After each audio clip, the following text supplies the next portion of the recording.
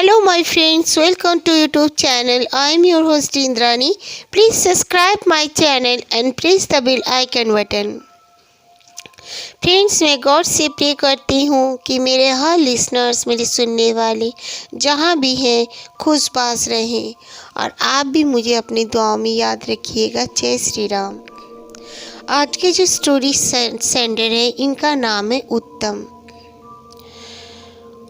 उत्तम बताते हैं कि वो अपने दादा दादी के घर पर जाकर उनके साथ कुछ इंसिडेंट हुए थे, उनका वो हमारे साथ शेयर करना चाहते हैं।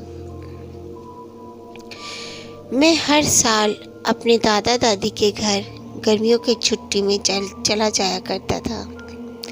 मेरे दादा दादी बुज़ुर्ग होने के कारण वे हमारे घर पे ज़्यादा नहीं आया करते थे। दादाजी फिर भी आ जाते, लेकिन दादी बहुत कम। गांव में उनकी खेती बाड़ी थी और गाय भी पाल कर रखे थे। इस कारण दोनों एक साथ हमारे घर में ज़्यादा दिन नहीं रह पाते थे। मैं हर साल उनके पास चला जाया करता था, क्योंकि वो दोनों बिल्कुल अकेले रहते थे। उनके पास नौकर तो थी, पर अपना कोई नहीं था। मैं एक साल अपने 12 के एग्ज़ाम देकर उस समर वेकेशन में अपने ग्रैंड पेरेंट्स के पास चला गया। लेकिन वहाँ पर एक प्रॉब्लम मुझे होती है, मेरा इंटरनेट काफ़ी स्लो हो जाता है। फ़ोन करना चाहता हूँ, फिर भी कई बार फ़ोन भी नहीं लगता। मेरे दादा दादी का घर बहुत बड़ा है, बहुत सुंदर है, जैसे गांव में होते हैं, लेकिन रहने वाले बस 2 ही और 2-3 नौकर चाकर रहते हैं। फ़ोन इंटरनेट ना आने पर मैं उनके टेरेस में जाकर बैठ जाता हूँ। बहुत गर्मी हुई थी उस दिन। मैंने अपनी दादी से कहा कि मैं छत पे जा रहा हूँ, पर दादी ने मुझे इस तरह क्यों कहा था मैं पहले नहीं समझ पाया। दादी ने कहा, ठीक है बेटा, छत पे जाओ, लेकिन 9 बजे से पहले उतर जाना। हम लोग कभी छत पे सोया भी नहीं करते थे, लेकिन शहर में दादा दादी के साथ मैं भी चारपाई लगाकर सो जाया करता था। मुझे छत पे सोने को बहुत दिल करता था, क्योंकि आसपास में बड़े बड़े पेड़ थे और एक नीम का पेड़ तो बिल्कुल छत से लगकर था। बहुत ही हवादार था वो छत। इसी तरह मैं उस शाम चला गया ऊपर और अपने एक फ्रेंड के साथ चैटिंग करने लगा। नीम का पेड़ में मैं देखता हूँ, अचानक से जैसे एक औरत सफ़ेद कपड़ों में अपने हाथ पैर लगाकर बिल्कुल बंदर की तरह वो चढ़ती जा रही है। मैं ये देखकर हैरान रह गया और उसे ही देखता रहा। मैं अपना फ़ोन भी बंद कर दिया। फिर मैंने कोशिश की, वो काफ़ी अंधेरा भी हो रखा था, मैं ठीक से उसे देख नहीं पा रहा था। तो मैं चाह रहा था कि मैं थोड़ा सा अपना फ़ोन का टॉर्च ऑन करके उसे देखूं। मैंने वैसे ही किया। फिर वो औरत पेड़ पे चढ़ के पूरी तरह बैठ गई और बैठ के मेरे ही ओर देखने लगी। और उसको मैंने जब फ़ोन के लाइट ऑन करके देखा तो उसका शक्ल थोड़ी बहुत मुझे नज़र आ गई।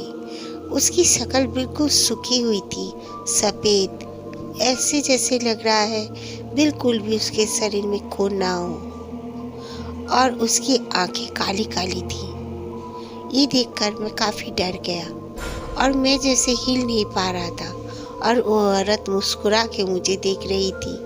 उसके दांत भी काले काले थे और मैं खड़ा वहीं पे उसे देख रहा था। काफ़ी डर तो लग रहा था, ना ही मैं किसी को फ़ोन लगा पा रहा था, ना ही हाथ पैर हिला पा रहा था। अचानक से मुझे मेरी दादी की आवाज़ आई, मुझे बुला रही थी कि नीचे आओ, खाना खा लो। मैं तो जा ही नहीं पा रहा था। 2-3 बार मुझे बुलाने के बाद दादी खुद ही ऊपर आ गई और मुझे हाथ से जब मुझे झिड़का तो मैं मूव किया और इशारे से उन्हें पेड़ की ओर दिखाया। तो वो औरत अचानक से एक उल्लू बन गई। मेरी जो दादी थी वो ज़ोर ज़ोर से उसे गालियाँ देने लगी। ये कैसे क्यों कर रही थी मुझे नहीं पता। और फिर वो औरत उल्लू बनने के बाद हमारे पास ही उड़कर आने लगी। तो दादी मेरे हाथ पकड़ के मुझे नीचे लेकर चली गई और दरवाज़ा को बंद भी करने लगी।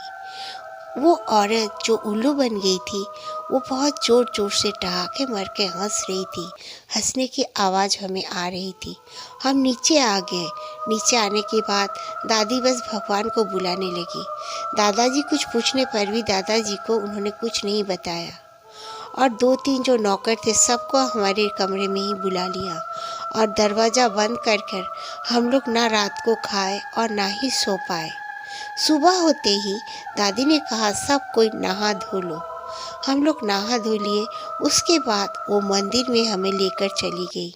जाकर वहाँ के बाबा से कहा, रात की बात पूरी तरह जब बाबा जी को कहा तो बाबा ने बताया कि दादी माँ के हाथ में माँ कामाख्या का एक सूता हुआ करता है।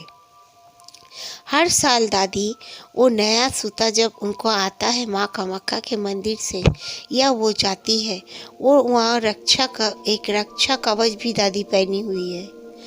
उस वजह से वो जो उल्लू नुमा चुड़ैल थी वो हमें कुछ नुकसान नहीं पहुँचा पाई, वरना गांव में कोई भी उसे देखता है तो वो जिंदा नहीं बचता है, वो मर जाता है। वो पंडित जी ने मुझे भी एक रक्षा कवच दे दिया और कहा कि छत में उस समय कभी कोई ना जाए, क्योंकि वो एक पर्टिकुलर टाइम होता था, कुछ चांद का रात होती थी जो वो चुड़ैल दिखती थी और बिल्कुल उल्लू बनकर उड़ भी जाती थी।